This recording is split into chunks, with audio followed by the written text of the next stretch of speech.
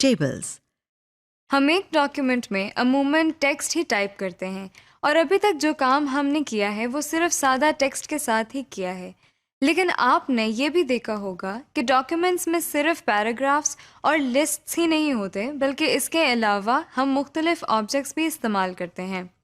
Object से हमारी मुराद वो चीज़ें हैं जो टेक्स्ट के अलावा हैं, मसलन पिक्चर्स, चार्ट्स, टेबल्स और ड्राइंग्स वगैरह। हम अपनी ज़रूरत और मर्ज़ी के मुताबिक इनमें से कोई भी ऑब्जेक्ट्स इस्तेमाल कर सकते हैं। टेबल्स हम उस वक्त इस्तेमाल करते हैं जब हम रोज़ और कॉलम्स की शक्ल में कुछ डेटा अपने डॉक्यूमेंट्स में शामिल करना चाहें।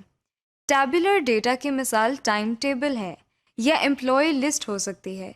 इसके अलावा हम प्रोडक्शन सेल रिपोर्ट को भी टेबल की शक्ल में दिखा सकते हैं। बहरहाल बेशुमार इंफॉर्मेशन ऐसी होती हैं जिसे हम टेबल की शक्ल में दिखाना चाहेंगे। टैबुलर डेटा का फ़ायदा ये होता है कि पढ़ने वाले के लिए इंफॉर्मेशन को समझना आसान होता है, और इसी तरह चार्ट्स, ड्राइंग्स और पिक्चर्स के ज़रिए हम अपने डॉक्यूमेंट को खूबसूरत भी बना लेते हैं और पढ़ने वाले के लिए समझना भी सहल हो जाता है। Inserting table. सबसे पहले हम देखते हैं कि टेबल्स कैसे बनाते हैं और फिर उनमें टेक्स्ट या डेटा किस तरह टाइप किया जाता है। आप जानते हैं कि टेबल्स दरअसल कॉलम्स और रोज से मिलकर बनते हैं, और जब हम कोई टैबुलर डेटा अपनी डॉक्यूमेंट में शामिल करने का इरादा करते हैं तो उस वक्त हमें प्लान कर लेना चाहिए कि कितने कॉलम्स और रोज दरकार होंगे। वर्ड प्रोसेसर ना सिर्फ आपको टेबल बनाने में मदद देगा, बल्कि रोज एंड कॉलम्स को फॉर्मेट करने में भी मदद देगा। हमारे सामने एक ब्लैंक डॉक्यूमेंट मौजूद है। हम इसमें एक टेबल इंसर्ट करते हैं और उसकी फॉर्मेटिंग करके देखते हैं। इस वक्त हमारी ज़रूरत कुछ ऐसी है कि हमें एक लिस्ट बनानी है जिसमें कुछ लोगों का डेटा फीड होगा। ये लिस्ट दरअसल एक कॉन्टैक्ट लिस्ट है जिसमें बाद में हमें इजाफा भी करना होगा। जरूरत के मुताबिक हमें एक 6 कॉलम्स और 7 रोज का टेबल बनाना है। इसके लिए हम रिबन टैब में मौजूद इंसर्ट के टैब पर क्लिक करते हैं। इंसर्ट के टैब में हम टेबल्स के मेन्यू में टेबल की ऑप्शन पर क्लिक करते हैं। हमारे सामने एक लिस्ट ओपन हो गई है। आप देख रहे हैं कि इसमें कुछ बॉक्सेस बने हुए हैं। अगर हम इस पर अपना माउस पॉइंटर लेकर जाएं, तो ये बॉक्सेस सेलेक्ट होना शुरू हो जाते हैं और साथ ही नीचे डॉक्यूमेंट में टेबल बनना शुरू हो जाता है। अगर हम माउस पॉइंटर को पहले बॉक्स से लेकर पहली लाइन के ऊपर रहते हुए दाईं तरफ लेकर आएं, तो जितने बॉक्सेस दाईं तरफ सेलेक्ट होंगे उतने कॉलम्स और एक रो बन जाएगी। इसी तरह जितने नंबर ऑफ बॉक्सेस हम नीचे की तरफ माउस पॉइंटर की मदद से सेलेक्ट करेंगे, उतनी नंबर ऑफ रोज बन जाएंगी, जैसा कि आप देख रहे हैं।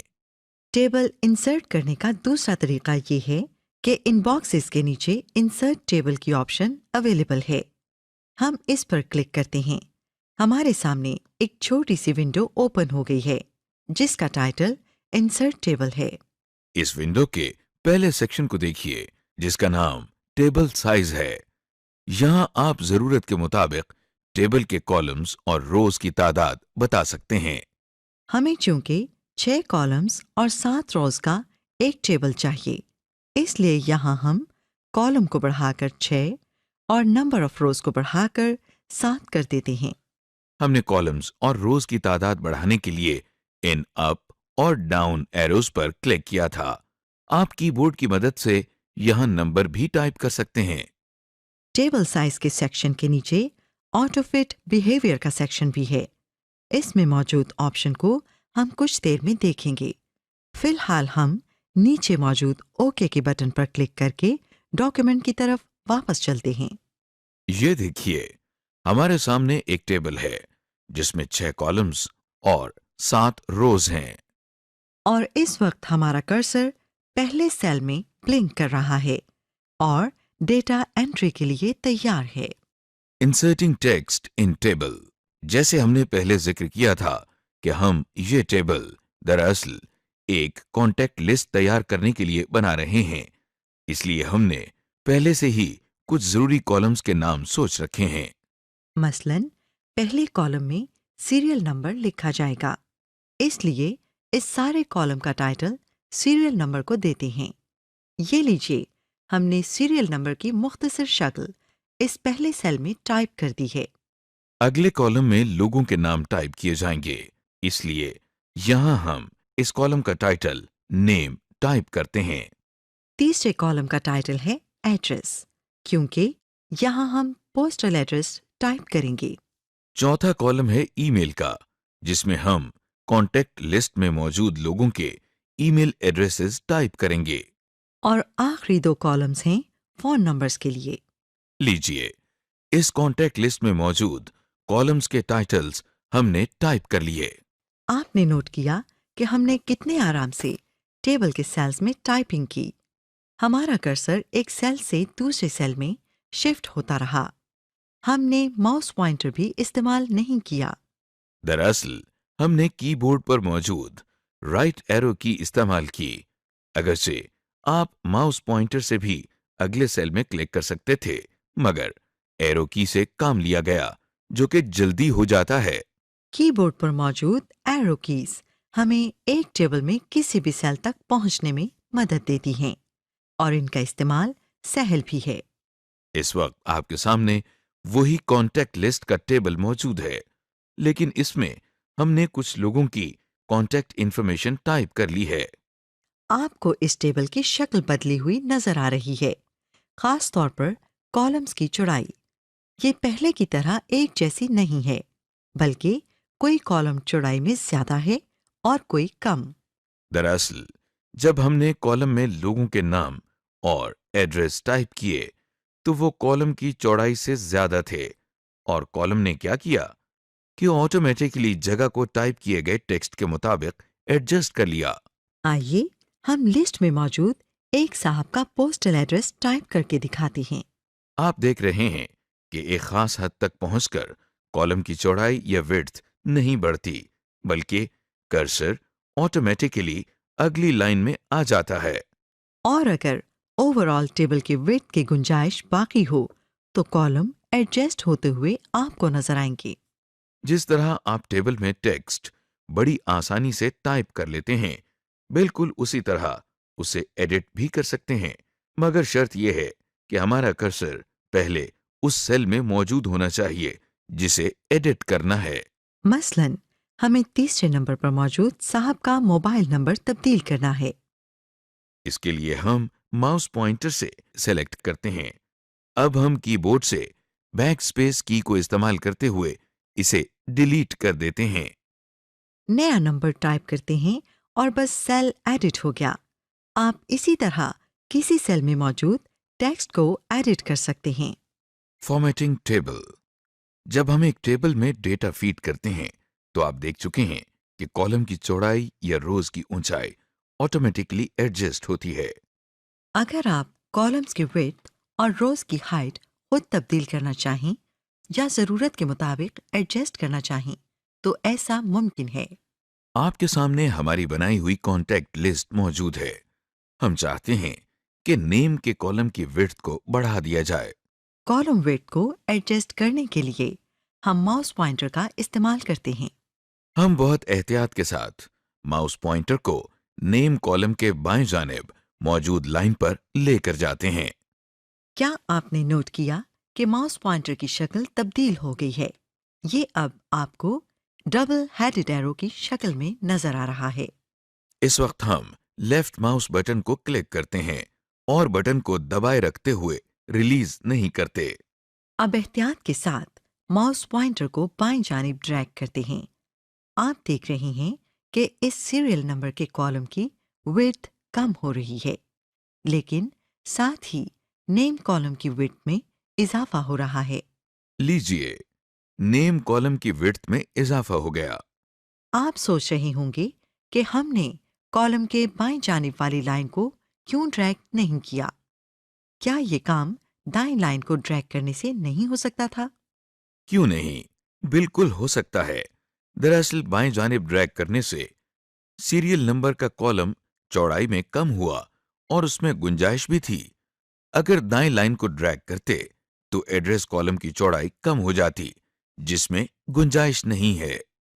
जैसे कॉलम की विड्थ को बढ़ाया या कम किया जा सकता है, उसी तरह रोज की हाइट को भी कम या ज्यादा किया जा सकता है।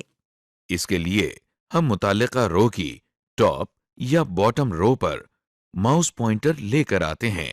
आप देख रहे हैं कि माउस पॉइंटर की शक्ल डबल हेडेड एरो में तब्दील हो गई है, मगर इसका रुख मुख्तलिफ है। कॉलम की विड्थ एडजस्ट करने के लिए एरो का रुख दाएं और बाएं जानिब था, लेकिन इस मर्तबा रुख ऊपर और नीचे की तरफ है, जिसका मतलब यह है कि रो की एज को ड्रैग करके इसकी हाइट कम या ज्यादा कर सकते हैं। अब हम लेफ्ट माउस बटन को प्रेस करते हैं और इसे रिलीज किए बगैर रो एज को नीचे की तरफ ड्रैग करते हैं। ये देखिए, रो की हाइट बढ़ गई है। रो की हाइट को अगर कम करना हो तो फिर इस एज को ऊपर की जानिब ड्रैग करते हैं। एक बात याद रखिए कि कॉलम हो या रो, एक खास हद से ज्यादा इसकी हाइट या विड्थ को कम नहीं कर सकते, क्योंकि उस हद से कम कर दिया जाए तो फिर उसमें टेक्स्ट टाइप ही नहीं हो सकता। वैसे तो यही रिकमेंड करते हैं कि जब आप टेबल बनाने का इरादा कर लें तो प्लान बना लें कि आपको कितने कॉलम और कितनी रोज दरकार हैं। लेकिन अगर जरूरत के तहत रोज और कॉलम में इजाफा करना हो तो ये काम भी वर्ड प्रोसेसिंग की मदद से बआसानी किया जा सकता है। सबसे पहले हम देखते हैं कि एक कॉलम का इजाफा कैसे किया जाता है। मसलन हमने जो एक कॉन्टैक्ट लिस्ट बनाई है, इसमें हमें एक कॉलम का इजाफा करना है जिसमें इन तमाम लोगों की डेट ऑफ बर्थ लिखी जाएगी। अब फैसला करना है कि ये कॉलम्स कहाँ ऐड किए जाएं। मुनासिब तो ये है कि डेट ऑफ बर्थ का कॉलम नेम के कॉलम के बाद हो। इसलिए हम माउस पॉइंटर की मदद से पहले उस सेल में एक मर्तबा क्लिक कर लेते हैं जहां नेम लिखा है। आप देख रहे हैं कि रिबन बार में टेबल टूल्स के नीचे दो रिबन टैब्स डिजाइन और लेआउट के नाम से ऐड हो गए हैं। अब हम टेबल टूल्स में मौजूद लेआउट की टैब पर क्लिक करते हैं। हमारे सामने रिबन बार की लिस्ट ओपन हो गई है। इस रिबन बार में रोज एंड कॉलम्स के मेन्यू में आपको दो ऑप्शंस नजर आ रही हैं, इंसर्ट लेफ्ट और इंसर्ट राइट। अभी कुछ देर पहले हमने नेम कॉलम में माउस पॉइंटर से क्लिक किया था और इरादा ये था कि इसके दाएं जानिब कॉलम का इजाफा किया जाए। अब इस प्लान के मुताबिक हम इंसर्ट राइट की ऑप्शन पर क्लिक करते हैं। ये देखिए, एक एक्स्ट्रा कॉलम नेम कॉलम के बाद ऐड हो गया है। कॉलम इंसर्ट करने के बाद रो इंसर्ट करने का तरीका देखते हैं। मसलन इस वक्त हम चाहते हैं कि तीसरे और चौथे नंबर पर जो साहब हैं उनके दरमियान एक और रो ऐड करें और एक नए साहब का डेटा शामिल कर दें। इसके लिए हम जहां सीरियल नंबर 3 लिखा है वहां माउस पॉइंटर से क्लिक करते हैं ताकि कर्सर वहां आ जाए। इसके बाद हम टेबल टूल्स में मौजूद लेआउट की टैब पर क्लिक करते हैं। जो लिस्ट ओपन हो गई है, यहां पर हमें रोज एंड कॉलम्स के मेन्यू में दो ऑप्शंस नजर आ रही हैं, इंसर्ट अबव और इंसर्ट बिलो। आपको याद है, हमने सीरियल नंबर 3 वाली रो में इसलिए क्लिक किया था ताकि उसके बाद एक रो का इजाफा करें। लिहाजा इस वक्त हम इंसर्ट बिलो की ऑप्शन पर क्लिक करते हैं। ये देखिए, एक रो का इजाफा हो गया है और पहले से मौजूद रोज नीचे की तरफ पुश हो गई हैं। कॉलम की निस्बत रोज में इजाफा करना सहल है। जिस तरह हम अपनी जरूरत के लिए कॉलम और रोज इंसर्ट कर सकते हैं, उसी तरह गैर जरूरी रोज और कॉलम्स को डिलीट भी किया जा सकता है। लेकिन एक फर्क है, वो ये कि इंसर्शन के वक्त हमने एक वक्त में एक कॉलम या एक रो ही इंसर्ट की थी, मगर डिलीट करते हुए हम एक से ज्यादा रोज या एक से ज्यादा कॉलम्स को डिलीट कर देंगे। कॉलम या रोज को डिलीट करने के लिए पहले उन्हें सेलेक्ट करने का तरीका आना चाहिए, उसके बाद उन्हें डिलीट करना आसान है। सबसे पहले देखते हैं कि कॉलम को कैसे डिलीट करना है। डिलीशन से पहले कॉलम को सिलेक्ट करना पड़ता है। हम अपने माउस पॉइंटर की मदद से पूरे कॉलम को सिलेक्ट कर सकते हैं। इसके लिए हम माउस पॉइंटर को कॉलम के बिल्कुल ऊपर वाली एज के करीब लेकर आते हैं। आप लेसन एरिया में देख रहे हैं कि कॉलम के ऊपर माउस पॉइंटर की शक्ल एक इन्वर्टेड एरो की तरह है। इस वक्त अगर हम लेफ्ट माउस बटन से एक मर्तबा क्लिक करते हैं तो एक पूरा कॉलम सिलेक्ट हो जाता है। कॉलम को सिलेक्ट करने के बाद हम लेआउट टैब में मौजूद रोज एंड कॉलम्स की लिस्ट में से डिलीट के ऑप्शन पर जाते हैं। एक सब मेन्यू हमारे सामने है जिसमें से इस वक्त हमें डिलीट कॉलम्स की ऑप्शन पर क्लिक करना है। जैसे ही हमने डिलीट कॉलम्स की ऑप्शन पर क्लिक किया तो आपने देखा कि हमारा सिलेक्टेड कॉलम भी डिलीट हो गया है। इसी तरह हम एक से ज्यादा कॉलम्स को सिलेक्ट करके डिलीट कर सकते हैं। ज्यादा कॉलम्स को सिलेक्ट करने के लिए एक बार फिर हम माउस पॉइंटर को पहले कॉलम की टॉप एज के पास लेकर जाते हैं। ये देखिए, माउस पॉइंटर तब्दील होकर इन्वर्टेड एरो बन गया है। अब हम लेफ्ट माउस बटन को प्रेस करते हैं और रिलीज किए बगैर दाएं जानिब ड्रैग करते हैं। आप देख रहे हैं कि इस वक्त 3 कॉलम सिलेक्ट हो चुके हैं। अब हम दोबारा लेआउट टैब में मौजूद रोज एंड कॉलम्स की लिस्ट में डिलीट के ऑप्शन पर जाते हैं। एक सब मेन्यू हमारे सामने है। यहां से एक बार फिर डिलीट कॉलम्स की ऑप्शन पर क्लिक करते हैं क्योंकि हमें सिलेक्टेड कॉलम्स को डिलीट करना है। ये देखिए, क्लिक करते ही तीनों सिलेक्टेड कॉलम्स डिलीट हो गए हैं। कॉलम्स को डिलीट करने के बाद देखते हैं कि सिलेक्टेड रोज को कैसे डिलीट किया जाता है। कॉलम्स की तरह रोज को सिलेक्ट करना भी कोई मुश्किल काम नहीं। हम जिस रो को डिलीट करना चाहते हैं उसके लेफ्ट मार्जिन की तरफ माउस पॉइंटर लेकर जाते हैं।